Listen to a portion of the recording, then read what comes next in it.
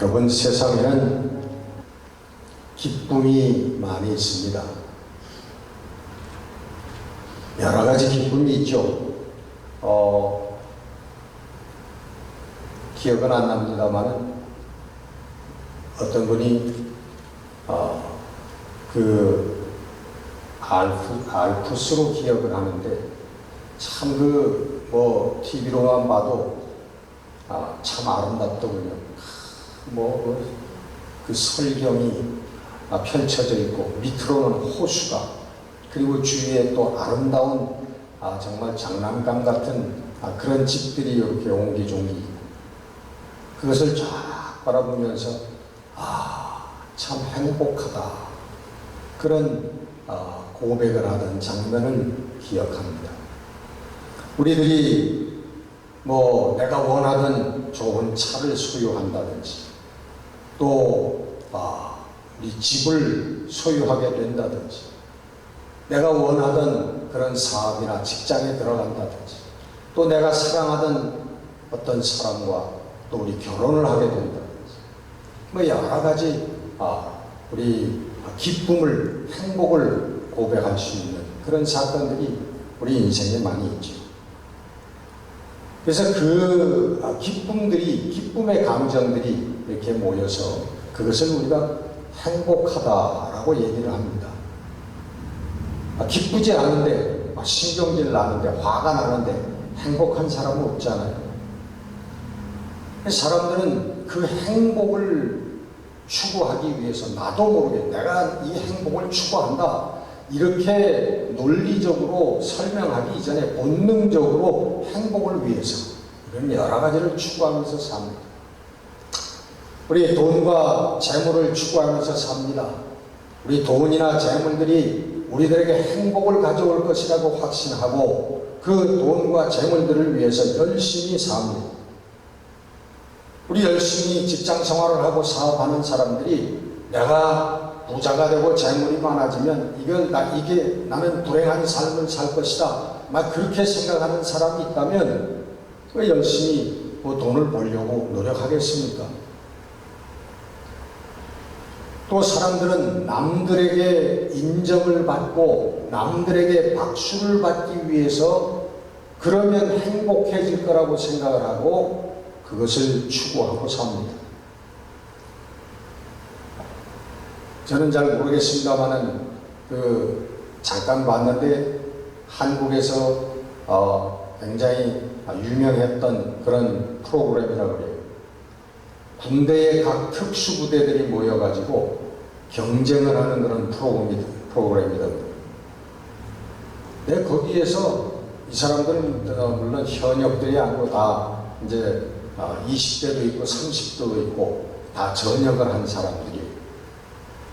대한민국에 한 6가지의 특수부대들이 있는데 거기에서 4명씩 나와서 여러 가지로 경쟁을 합니다. 근데 생기는 것도 아닌데 그렇게 죽어라고 그렇게 하고 내가 혹은 우리 팀이 승리를 하면 고함을 지르고 그냥 너무너무 기뻐하는 거예요. 행복해하는 거예요. 명예와 자긍심을 위해서. 그런 것들이 만족되면 사람들은 행복하다고 생각합니다. 사람들은 행복을 위해서 이름과 인기를 추구합니다. 저는 살아오면서 많은 명예병 환자들을 만나봤습니다. 사람들이 본능적으로 자기 이름을 과시하려고 하는 건 본능입니다. 그러나 그게 좀 지나치면 병이 되는 거예요. 그걸 명예욕 환자라고 합니다. 제가 아는 사람도 그런 사람들이 많아요. 무슨 자기가 개인적인 자그마한 행사를 열면서 신문사 기자에게 전화를 해가지고 여기 무슨 행사를 하니 여기 와서 취재를 하고 기사를 내달라고 오면은 돈 봉투를 마련해서 그 기자에게 주고 그런 삶을 사는, 그 신문에 자기 얼굴 한번 비추는 게 인생 최대의 목표로 사는 그런 사람들 여러 제가 압니다. 우리 목사님들 중에서도 자기 이름을 내고 얼굴을 내는데 최선을 다하는, 모든 시간과 정력을 바치는 그런 목사님들도 있어요. 사람들은 권력을 가지면 행복해질 것이라고 생각하고 권력을 추구합니다. 이 권력의 의지라고 하는 것도 우리 인생의 본능 중에 하나입니다. 권력을 잡으면은 재물도 명예도 쾌락도 내가 다 내 마음대로 누릴 수 있다고 생각하기 때문에 권력을 잡으려고 해요. 여러분 역사를 공부해서 다 아시잖아요. 왕위를 찬탈하기 위해서 아버지를 살해하고, 왕위 경쟁을 내가 왕이 되기 위해서 권력을 잡기 위해서 형제들을 무차히 도살하는 그런 역사들, 그런 사례들을 동서고금을 막론하고 우리는 많이 알고 있습니다. 옛날 이야기만이 아니라 오늘도 그렇습니다. 오늘도 여러분 정치하는 사람들 보세요. 음모와 술수와 짓밟고 해롭게 하고 내가 나타나고 올라서려고 하는 그런 무자비한 모습들을 너무나 많이 보지 않습니까?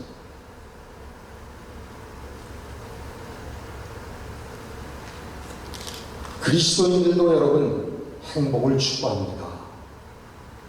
그리스도인들은 불행해지려고 사는 사람들이 아닙니다. 그리스도인들도 역시 행복해지기 위해서 행복을 목표로 가지고 사는 사람. 그러나 그리스도인들이 추구하는 행복은 이 세상이 추구하는 행복과는 그 실체가 다르다고 하는 것입니다. 여러분 어떤 사람이 불이하는 것이 아니라 합법적으로 나에게 돈을 한 100만 불을 준다, 1000만 불을 준다 그러면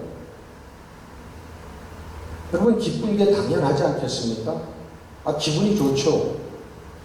그러나 사실은 그리스도인으로서는 그런 재물이 많이 생긴다고 하더라도, 내가 사업에 성공을 해서 내가 큰 재물을 소유한다고 할지라도 그것이 우리의 기쁨과 행복이 될 수는 없다는 것입니다.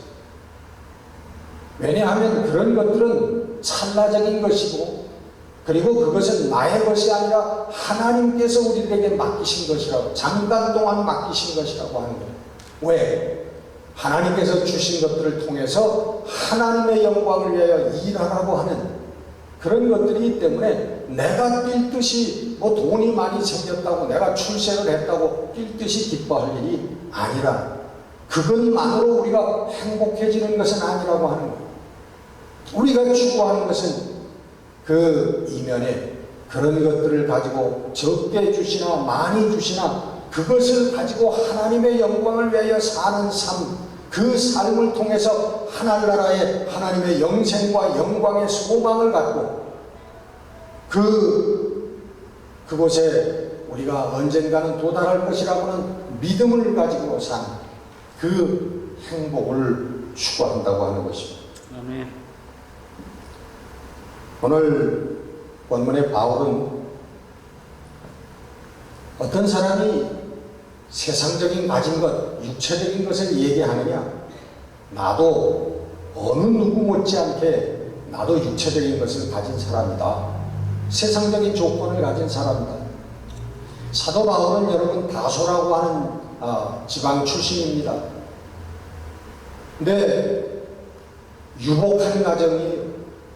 그래서 그는 예루살렘, 어려서부터 예루살렘, 청년 시절부터 예루살렘에 와서 당대의 석학이라고 하던 가말리알의 문하에서 수학을 했고, 굉장히 열심과 그리고 성실로 우수한 학생이 되고 졸업을 하고, 그리고 앞으로 산헤드린 공회, 그 유대인들의 최고의 그 법정, 거기 회원이 될 수 있는 그런 유망한 청년이었습니다. 유망한 사람이었습니다.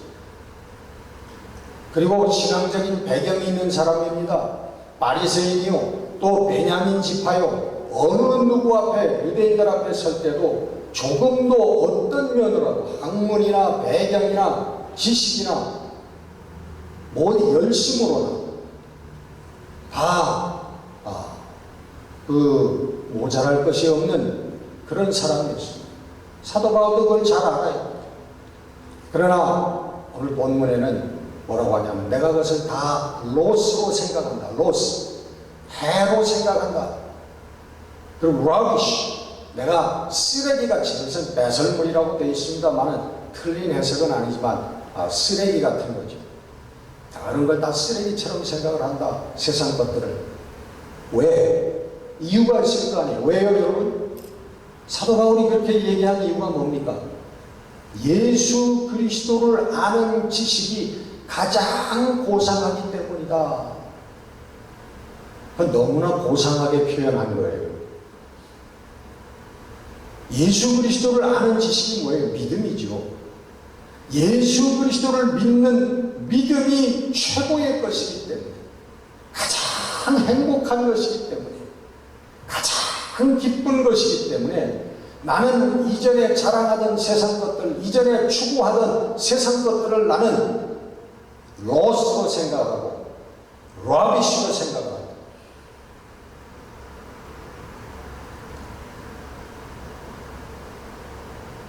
그러면서 사도 바울의 삶을 보면 매맞고 헐벗고 굶주리고 강도를 만나고 산에서 바다에서 죽음의 위협을 당하면서 그는 늘 뭐라고 얘기합니까? 성도들이 기뻐하라. 기뻐하고 또 기뻐하라. 항상 기뻐하라. 그렇게 권고하는 거예요. 사도 바울은 한 번도 그 어려운 삶 속에서 불평을 하거나 낭망을 하거나 원망을 하는 장면, 그런 모습이 한 번도 나오지 않습니다. 저는 기도하며 성령과 대화하고 성령의 환상을 통하여 성령의 음성을 통하여 가는 길을 걸어가죠. 어려움을 당할 때 옥에 갇혀 매를 맞아 다시 깨어나 일어났을 때도 하나님을 찬양하는 기쁜 삶을, 찬미하는 삶을 보여줬습니다.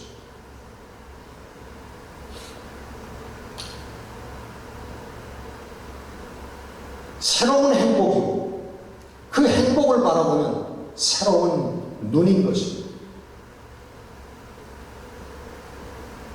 우리는 가치관이라고 얘기하죠. value system이라고 얘기해요. 새로운 가치 체계가 우리들 머릿속에, 우리의 삶 속에 심겨진다는 거예요. 세상 사람들이 좋아하는 게 좋은 것이 아니고, 세상 사람들이 부러워하는 게 부러운 것이 아니고, 세상이 추구하는 것이 추구할 것이 아니고, 또 다른 세상을 바라보는 새로운 눈이 생긴다는 거예요. 사도행전 3장에 보면 여러분 잘 아는 베드로와 요한이 그 9시 기도 시간, 9시니까 유대인으로 9시는 오후 3시죠. 오후 3시 기도 시간에 그 예루살렘 성전에 올라가서 기도하러 갑니다. 예루살렘에 있는 사람들은 하루에 3번씩 그렇게 기도를 하러 갑니다. 가는데 성전 미문, 아름다울 미자를 쓰는 그 미문에 그 기도하러 올라가는 사람들의 구걸을 하는 거지가 날 때부터 걷지 못하는, 우리 안진뱅이라고 얘기하죠. 이 하반신 불구자인 다른 그 오장이가 보면 한 40여 세나 되었더라 그러는데, 한 40 몇 세쯤 된 그런 사람이 날 때부터 걷지 못한 사람이 거기 앉아가지고 구걸을 합니다. 기도하러 올라가는 경건한 사람들에게 동정심을 구걸하는 거예요. 그 구걸로 먹고 사는 그 거지가 거기에 앉아, 정말 참 참혹한 인생이지요. 가난한 것도 모자라서 불구가 돼가지고 멸시천대를 받고 평생을 그러고 살다가 죽어야 하는 정말 비참하고 참혹한 인생 아닙니다. 어떻게 해볼 도리가 없는 인생이죠. 베드로와 요한에게 나를 불쌍히 여겨주세요, 뭐 가진 거 있으면 좀 주십시오 하고 구걸을 합니다. 베드로가 그 거지를 바라보고 나를 주목하여 보세요 하고 얘기를 합니다. 나를 좀 바라보시오. 나를 좀 똑똑히 바라보시오. 이 거지에게는 얼마나 기쁜 소식입니까? 아, 이거는 분명히 나에게 뭘 줄 사람이다.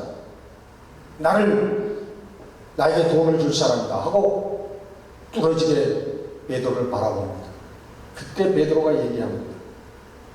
내게 은과 금은 없지만 내게 있는 것으로 내게 주노니 곧 나사렛 예수 이름으로 명하노니 일어나 걸어라.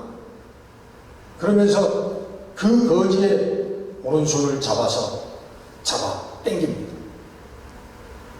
그러니까 평생 날 때부터 걷지 못하던 그 거지가 벌떡 일어나가지고 걷기 시작합니다. 여러분, 아마 제가 그 장면을 상상해 볼 때 그 거지는 아마 울부짖었을 거예요. 뭐 감사합니다, 뭐 이런 언어로 표현할 수 있는 게 아니라 태어나서부터 걸어다니지 못하고 주저앉아서 걸어다니는 사람들만을 바라봤던 사람, 그리고 걸어다니는 사람들에게 멸시천대를 받으면서 거지가 되어서 구걸로 생명을 이어가던 그 인생이 나도 이제 걸을 수 있다라고 하는, 아마 눈물을 펑펑 쏟으면서 동물과 같은 외마디 소리를 아마 질렀을 거예요. 알아들을 수 없는 그 기쁨에 아마 환호성을 질렀을 거예요. 걸으면서 뛰면서.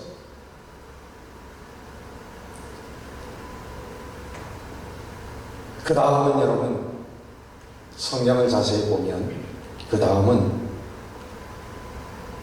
예수 그리스도를 고백하는 자리에 있게 되는 것을 저희들은 발견하게 됩니다. 저는 일어나서 걷게 된 것이 너무나 감사하고 놀랍고 신났지만 그 다음에 왜 이런 일이 나에게 일어났는가? 무엇 때문에 이런 일이 일어났는가?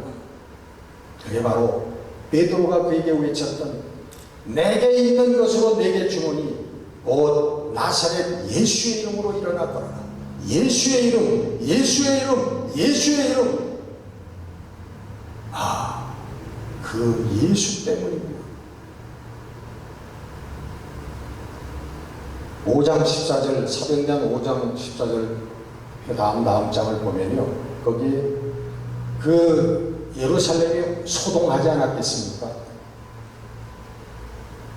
더더군다나 저희들이 이단시하던 예수의 이름으로 그 온 예루살렘 사람들이 다 알고 있는 그 날 때부터 안진뱅이였던 그 사람이 일어나서 걷게 되는 기적이 일어났을 때 대제사장들이 다 모였습니다. 그의 문중들이 다 모였습니다. 모여가지고 사도들을 잡아다가 신문하는 거예요. 근데 14절에 보면 그 사도들과 함께 그 안진뱅이 거지였던 사람도 그 자리에 섰다라고 기록을 하고 있습니다. 여러분, 그 대제사장들과 그 문중들이 모여있는 그 높은 자리에 앉아있는 그 자리를 산헤드린 공회라고 얘기를 합니다. 그 자리는 여러분 아무나 설 수 있는 자리가 아니에요. 그 자리는 어떤 사람도 서서 당당할 수가 없는 자리예요. 다 부들부들 떨리는 자리입니다. 거기서는 사형을 언도할 수도 있고 출교를 명령하고 무서운 자리예요. 그 배움도 없고 안진뱅이, 날 때부터 안진뱅이였던 그 거지가 거기에 당당히 설 수 있는 자리가 아니라는 거예요. 그러나 우리는 그 장면을 똑똑히 봅니다. 예수 이름은 예수 그리스도의 이름을 가진 사도들과 그리고 그 예수 그리스도의 이름을 받은 그 안진뱅이 거지가 그 자리에 대제사장들과 그 문중들이 배석하여 있는 그 무시무시하고 위험 있는 그 앞에 당당히 서 있는 모습을 우리가 목도한다는 것입니다.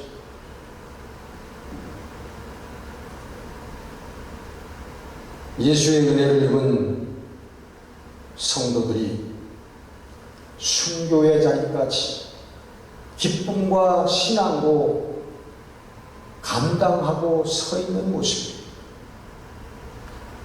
예수 그리스도를 길과 진리와 생명이라고 고백하는 자들의 모습이라고 하는 것입니다.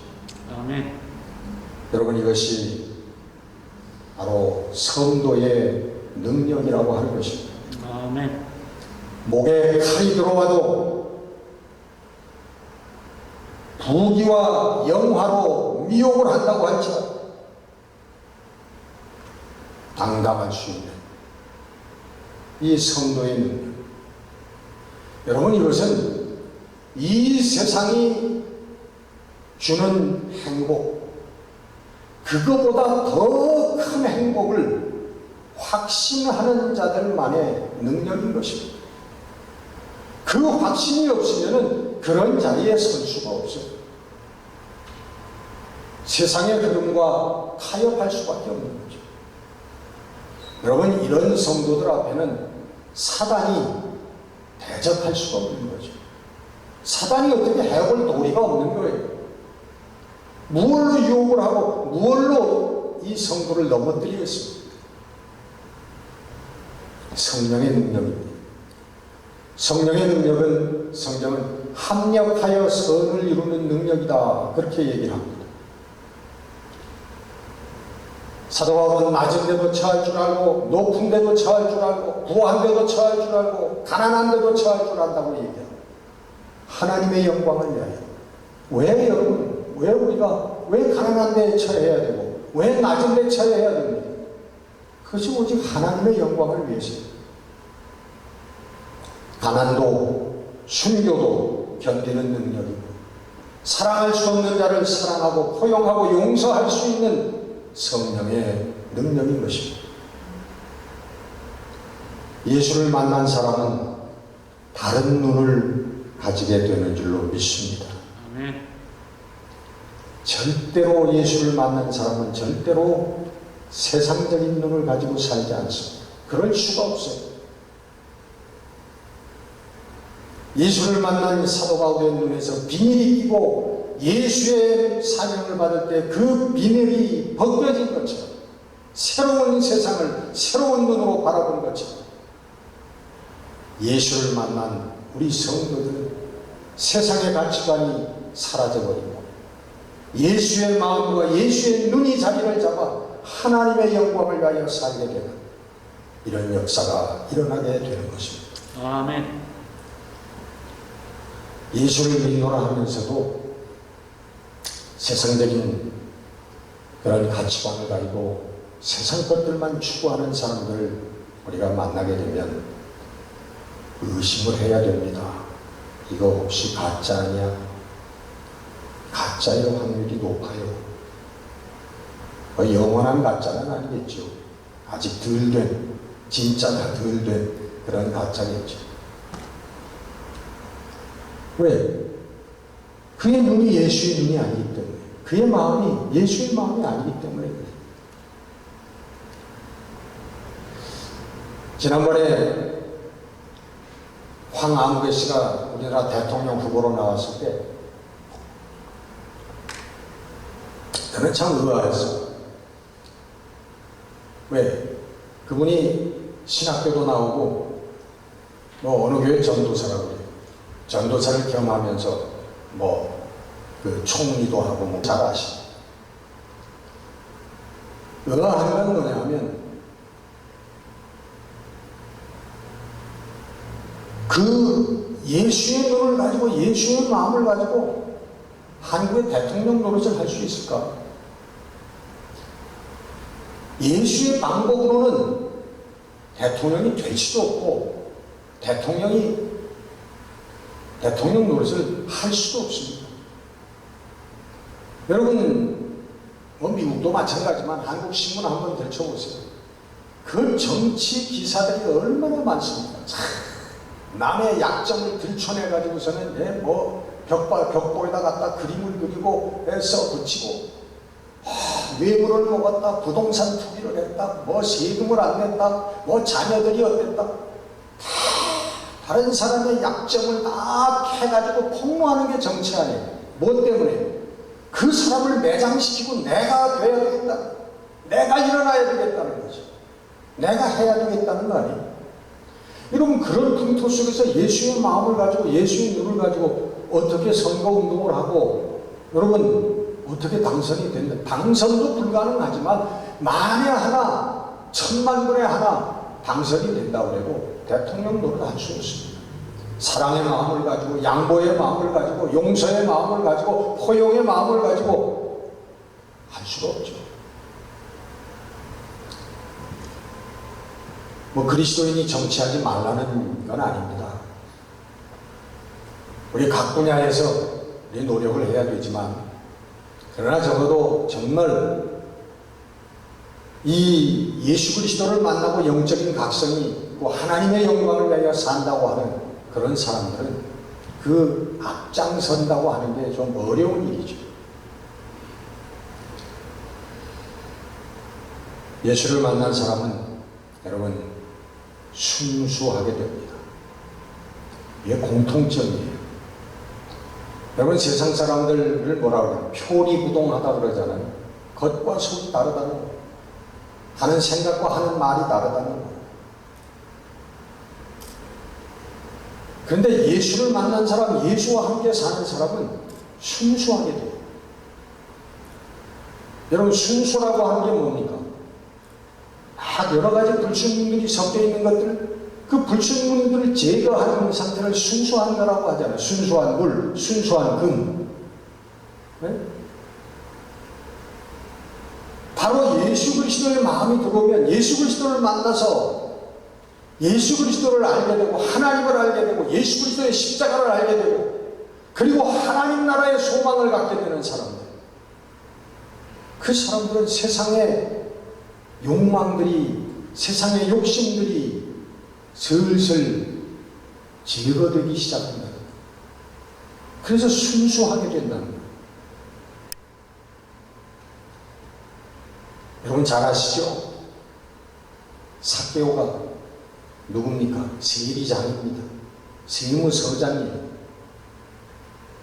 돈만 알고 동족들에게 손가락질을 받지만은, 그러나 돈만 모으고 쌓아보면 너희들도 내 돈 앞에 무릎을 꿇을 날이 올 것이다. 이 철학을 가지고 사는 사람, 예수를 만나고 그 앞에 이 사람이 변화되어 뭐라고 고백합니까? 예수님, 제 재산의 절반을 뚝 잘라가지고 가난한 자들에게 내가 나눠주겠습니다. 그리고 예전에 내가 잘못 포색한 일이, 잘못 세금을 빙자해가지고 뜯어먹은 돈이 있으면 내가 4배를 쳐서 내가 다 갚겠습니다. 그때 예수님이 뭐라고 했어요? 이 집도 아브라함의 자손, 이 집에 구원이 이르렀다고 선포합니다. 여러분, 초점이 무엇입니까? 제가 이제는 앞으로 새벽 기도도, 주일 모든 모임, 교회 모임 내가 한 번도 빠지지 않고 다니겠습니다. 내가 매일 50장씩 내가 성경을 읽겠습니다. 여러분, 이런 결단을 하는 게 아니죠. 예수님이 바라보시는 건 뭐예요? 그의 사람을 바라보고 세상을 바라보는 눈이 바뀌었다는 것이에요. 가치관이 변화됐다는 것입니다. 그때 하나님께서 선택하신 아브라함의 자손이라고 얘기한 것이고, 그때 하나님의 생명을 얘기하는 구원이 이르렀다고 선포하신 것입니다. 여러분, 오늘 교회에 나오는 것도 중요하고 봉사하는 것도 중요하고 헌금하는 것도 중요하고 다 중요하지. 그러나 여러분의 눈과 마음이 변하지 않으면 모든 것이 다 쓸데없는 허사라고 하는 것입니다.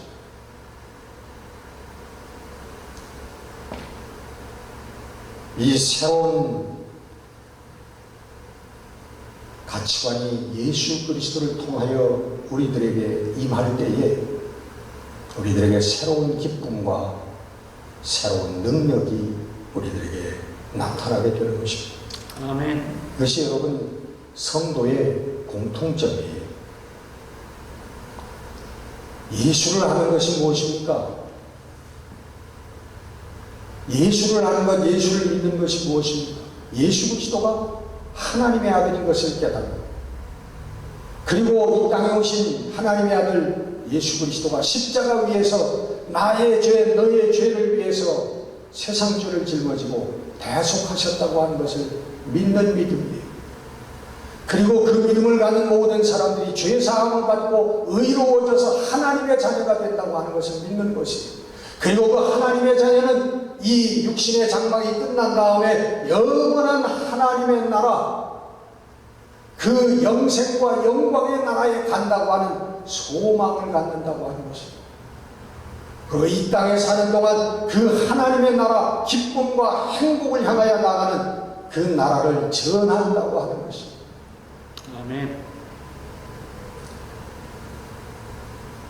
여러분, 참 행복을 소유한 사람들의 모습, 가난해도, 무시를 당해도, 억압을 당해도 그 잃어버리지 않는 그 행복을 가지고 이 땅에서 정말 생명이신 진리이신 예수를 전하고 하나님의 나라를 선포하는 참 행복한 사람들의 모습인 것입니다. 아멘. 여러분, 믿음의 눈을 가지고 이 기쁨과 그리고 행복한 삶을 누리면서 전하는 여러분들이 되시기를 주의 이름으로 축원합니다. 아멘. 기도하겠습니다.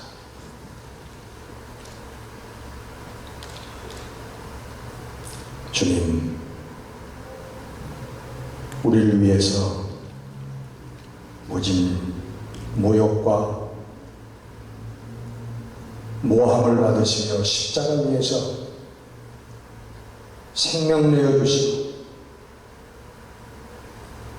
우리들에게 참된 생명의 빛을, 생명의 길을 열어주신 우리 주님, 주님의 은혜를 안다고 하면서 우리 주님을 믿는다고 하면서도 오늘 내 형제 자매도 사랑하지 못하고 포용하지 못하고 끊임없는 증오와 미움의 마음으로 그리고 욕망의 마음으로 살아가는 저희들 주님 용서하여 주옵소서. 다시 한번 말씀을 통하여 거룩한 성령의 능력으로 깨끗게 되어지기를 원합니다. 저희들 온전케 하시고 정결케 하시고 새로운 지혜와 능력을 주셔서 하나님의 바른 일꾼들이 되어질 수 있도록 우리 주님의 참된 몸된 교회를 이룰 수 있는 우리 성도들이 될 수 있도록 축복해 주시옵소서. 아멘. 우리들의 삶의 모습을 바라보며 많은 사람들이 하나님께 돌아오는 선교적인 역사가 있게 하여 주옵소서. 우리 주 예수 그리스도 이름으로 감사하며 기도드렸습니다. 아멘.